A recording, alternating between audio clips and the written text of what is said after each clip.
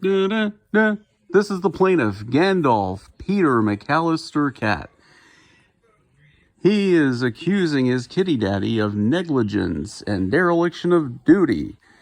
He is suing for wet food, cat treats, and additional litter box duty.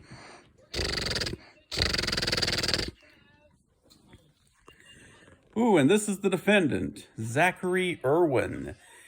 He is accused of negligence, dereliction of duty, and not giving in to his kitty cat, Gandalf. Zachary Irwin is countersuing for 3 hours sleep a night for being woken up by his kitty cat. What you are witnessing is real. The participants are not actors. They are staking their claims in a Georgia municipal court.